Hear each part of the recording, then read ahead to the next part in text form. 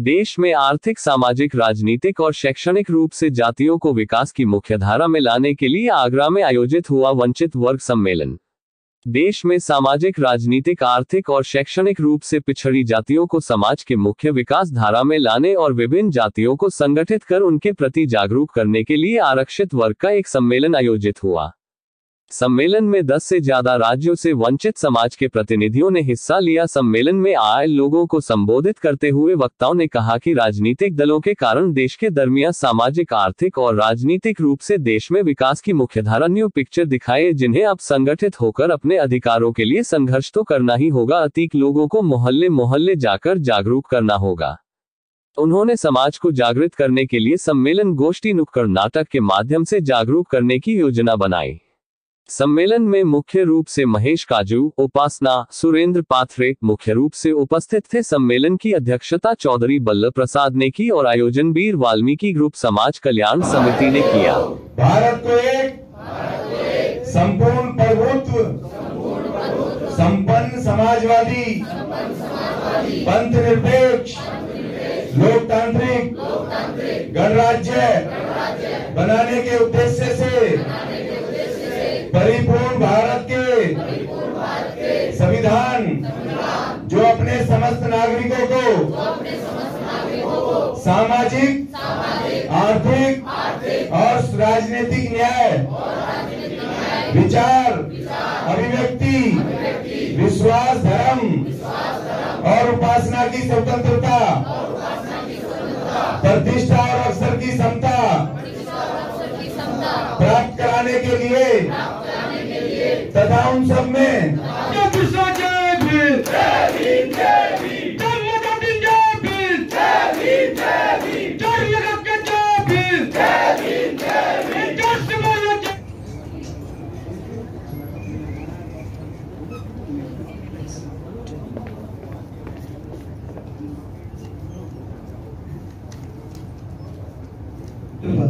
पुष्पार्पित करके कार्यक्रम की विधिवत शुभारंभ करें। आदरणीय, विनम्र अनुग्रह करूंगा कि आपके साथ आप सभी मंचासीन जो सज्जन हैं वहां जाएंगे। एक संयुक्त अध्यक्षता कर रहे आदरणीय डॉक्टर जगदीश प्रसाद अखंड जी और आदरणीय बहुजी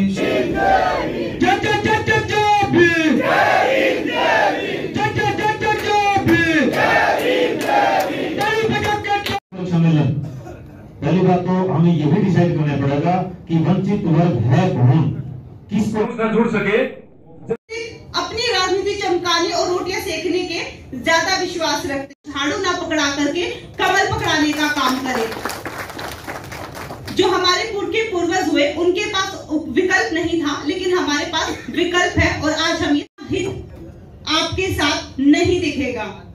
और ये डॉक्टर अंबेडकर की बात आज सही साबित हो रही है, क्योंकि ये बिल्कुल वैसा ही है जैसे एक विशाल पेड़ की शाखाएं होती है। विशाल पेड़ विचारधारा होती है और उसकी शाखाएं के बारे में जान लेते हैं। तो डॉक्टर अंबेडकर, हमारे महापुरुषों ने जो कहा है, मैं सिर्फ वही कहूंगी। मेरे पास अपने शब्द नहीं है, क्योंकि मेरे पास छोटी सी अनुयायी हूँ, उनको पढ़ती हूँ, पढ़ करके कुछ अच्छा लगता है, उसको फेसबुक और सोशल मीडिया के माध्यम से आप सभी बुद्धिजीवी साथियों के बीच। काशी सर ने एक बहुत अच्छी बात कही कि वंचित तो हम ही हैं। इसमें कोई दो राय नहीं है कि आज के जो सम्मेलन का जो टाइटल रखा है वो सिर्फ और सिर्फ हमारे लिए रखा है, क्योंकि वंचित हम ही हैं। वंचित का जो मतलब होता है, जो अर्थ होता है, वो किसी हक अधिकार से अछूता हुआ वर्ग। तो वो वर्ग दीदी राय जो राइटर है, उनकी पुस्तक से मुझे एक आंकड़ा मिला था, और हमारा जो आर्थिक स्थिति क्यों नहीं है उसके बारे में बताना चाहूंगी कि प्रशासनिक पदों पर 500 में से 310 ब्राह्मण जाति के लोग काबिज हैं। हमारे लोग कहाँ हैं? 26 प्रदेश के मुख्य सचिव में से 19 ब्राह्मण हैं।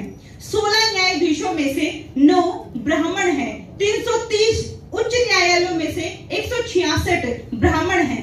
कुल 3300 भारतीय प्रशासनिक अधिकारियों में से 2376 ब्राह्मण हैं। 308 लोकसभा सदस्यों में से 190 ब्राह्मण हैं और 244 राज्यसभा सदस्यों से जब हम वंचित की बात करते हैं, वास्तव में शेड्यूल कास्ट में हम बात करेंगे, क्योंकि बाबा साहब की थ्योरी के नाते हम जात की। उपासना नाम है, हरियाणा से हूँ, हरियाणा बहादुरगढ़ से।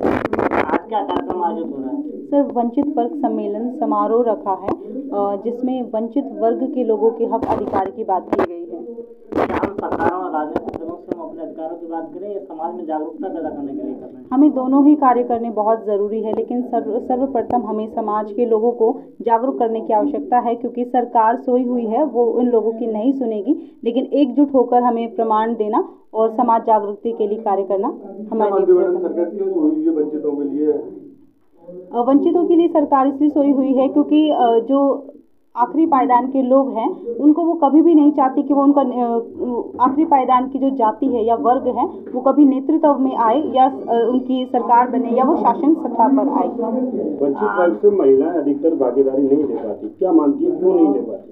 कई दफ़ा ऐसा होता है कि सिर्फ पुरुष जो लोग होते हैं वो सामाजिक जागरूकता में ज़्यादा भागीदारी दिखाते हैं, लेकिन वो अपने परिवार तक उस चीज़ को नहीं पहुंचा पाते, तो कहीं ना कहीं पुरुषों की कमी रहती है। तो मैं यही कहना चाहूँगी कि यहाँ पर जितनी भी पुरुषों की संख्या रही है, अगर वो अपने साथ अपनी बहनों को या अपनी पत्नी को लेकर के आते तो वो एक अच्छा संदेश होता। तो सभी पुरुष वर्ग जो सामाजिक चीज़ों से या सामाजिक कार्यक्रमों से जुड़ते हैं वो अपने साथ साथ अपनी माताओं बहनों और जीवन साथी को यहाँ पर लाने का कार्य करें, ताकि महिलाओं में जागृति भी हो और एक ऐसा संदेश जाए कि महिलाएं भी पैरेलल काम करती हैं। वर्मा जी, देश के सर्वोच्च पद पर राष्ट्रपति रामनाथ कोविंद अनुसूचित जाति में रहते द्रौपदी मुर्मू सर्वोच्च पद पर चल रहे हैं, इसके बाद भी क्या लगता है कि हम उपेक्षित हैं? इसमें कोई दो राय नहीं है कि ये ज़्यादा इम्पोर्टेंट नहीं है कि वो किस जाति वर्ग से से संबंध रखते हैं, क्योंकि ये सिर्फ और सिर्फ पूना पैक्ट की देन है और हमें सिर्फ और सिर्फ ये दिखाने के लिए किया जाता है कि सभी समान हैं। बट आप सभी देख सकते हैं कि राष्ट्रपति का जो ओहदा होता है वो कितना बड़ा होता है, फिर भी राष्ट्रपति के ओहदे होने के बाद भी राष्ट्रपति की ही जाति वर्ग समुदाय की महिला के साथ कितना शोषण और प्रताड़ना हमें सहने को। किन क्षेत्रों में अपने आप को पीछे समझते हैं? सबसे पहले तो सामाजिक, क्योंकि जो असमानता है, सामाजिक असमानता ही सबसे बड़ी है, जो मूल है। और अगर सामाजिक ही पिछड़े हैं तो समाज से ही अन्य चीज़ें बनती है, राजनीतिक और फिर आर्थिक। तो मैं कहना चाहूँगी कि मानसिक गुलामी फिर शारीरिक गुलामी, इसी प्रकार से सामाजिक असमानता और राजनीतिक असमानता, फिर अन्य क्षेत्रों में भी हमें असमानता मिलती है। मन्ना जी, ये सवाल ये बताइए, जिस तरह से आपने कही वंचित महिला है, अभी महिला तो महिलाओं के लिए पढ़ने की उन्हें इसकी IAS वगैरह से बननी है। वंचित वर्ग सम्मेलन आयोजित हुआ, किन मुद्दों पर हुआ, परिचय देते हुए?